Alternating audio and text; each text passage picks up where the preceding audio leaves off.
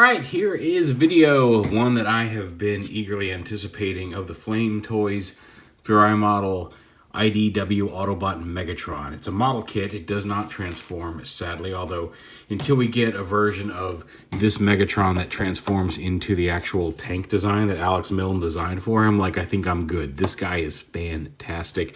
I do like the MMC Tyrantron that is based mostly off of this design, but this guy just really nails the look. And since we didn't really see him transform in the comic anyway, I'm okay with that.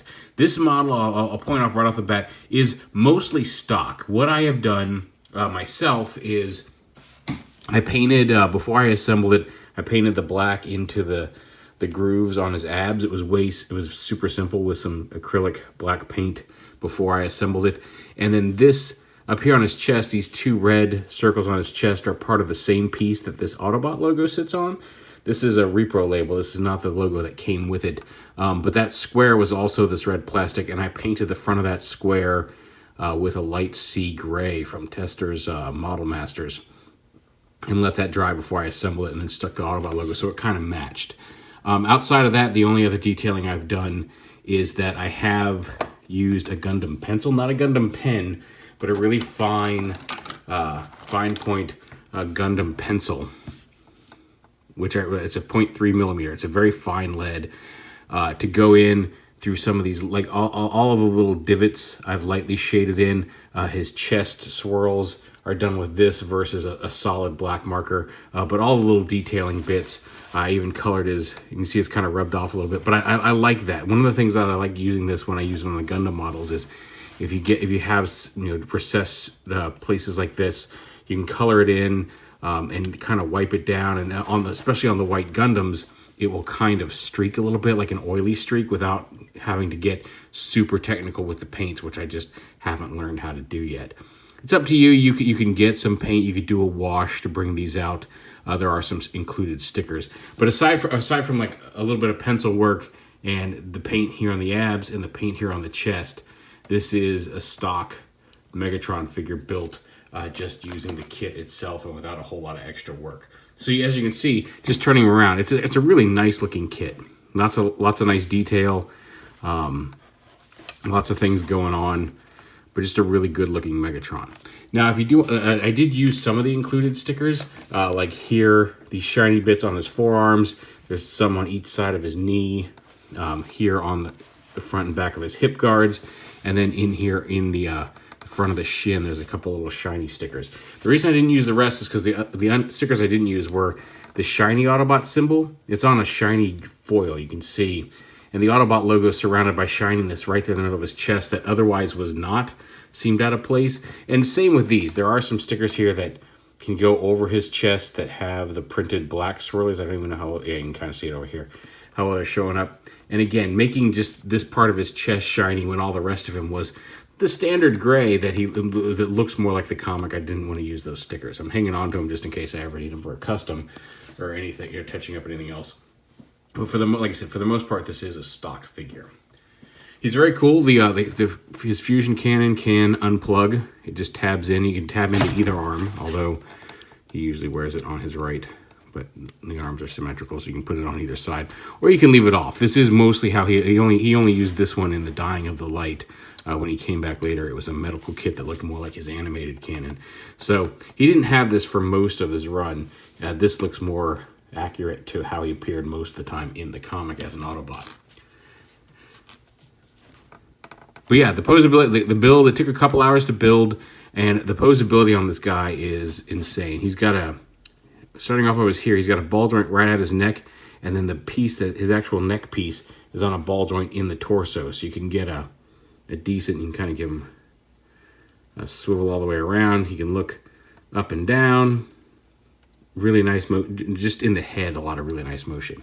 He's got pivoting arms. The shoulder armor moves with it. He's got the bicep swivel.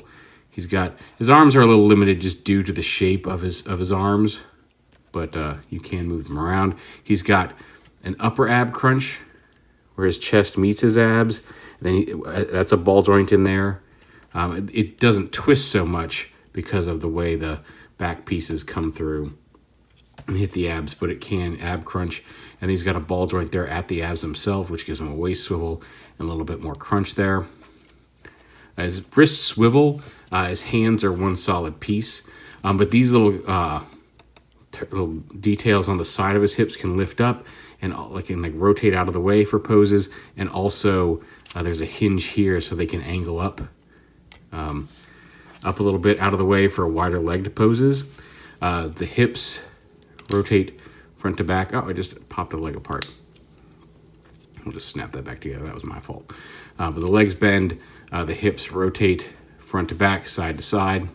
And then these panels right here, these hip panels, sit up here like this. But if you're going wide-legged, if maybe you don't want to raise this up, this panel also slides down, up and down, so you can get those out of the way for more dynamic poses. Because you got a thigh swivel to some degree, bend a leg, snap that back together. The toes are on a ball joint. The ankle is on a ball joint. And what's cool too is, again, the way these sit down with these pieces hanging off the side, for more dynamic ranged pieces, sometimes that foot will kind of bump against it. But the tread back here, there's a little tab on the tread, just barely sticks out. You can click that down just a little bit. It's not a dramatic shift in making him taller. You can see there it's clipped up. And then it just extends that ankle out. Gives a little bit more range of movement and a little bit more clearance for more dramatic, dynamic posing there in robot mode. So really nice and posable, really nicely detailed, and it was just a lot of fun to build. As for size, he's roughly Voyager sized. He seems small, like pictures make him seem small, and even building him he seems a little small, but like here he is with Siege Optimus. So you can see he's scaled not quite Voyager size, and then to really drive that home, here he is with Siege Voyager Megatron. So he's a little more lithe, slightly shorter, but not significantly off model or off scale with other Voyagers. Just for fun, here he is with Make Toys Tailgate, if you want to recreate that cover. Now I think in this one, Tailgate's a little too big for that scale, but he should be just a smidge smaller, I think, in relation to Megatron. But if you want to recreate that cover, I've seen a couple people do it with this model kit. And since I had him sitting on a shelf where I could easily grab him, I figured why not. The only other swappable parts, aside from removing the fusion cannon, he does come with an alternate pair of hands that are just on a post. They're just, you got the two fists and you get two open hands, and you just pop. Well, you're not supposed to pull the whole thing off.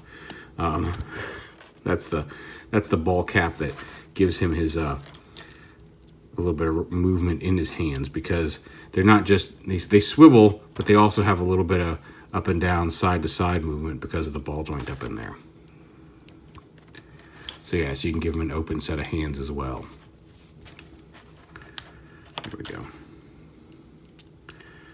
And like I said, not a lot of movement, but because of that ball joint, you can rotate them a little bit there and just move them around there in the forearm piece.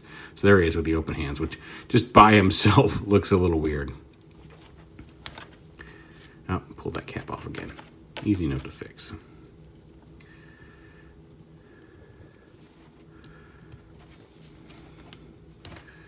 Oh, okay. Ideally, you would just pop the fist out on the post, but hey, you know what? Everything snaps right back in, so who cares? We'll go ahead and give him his fusion cannon. I just feel he looks more iconic with his fusion cannon, but a really nice version of a character that was one of my favorite versions of Megatron. I know some people don't like it. I quite enjoyed his storyline in More Than Meets the Eye and Lost Light, and there is a representation of it. And aside from like the Autobot symbol, it's just a really nice Megatron design. Like it's a really sleek Megatron. It clearly evokes Megatron, and he did have a really cool tank mode that Alex designed that I wish we'd gotten to see more of. But there is the IDW Autobot Megatron model kit from Flame Toys. I picked it up at Barnes & Noble. It's starting to show up there. You can get it from your online retailer of choice. But yeah, he's a lot of fun. He's a really, like I said, it's a fun build, and it's a nice representation of the character.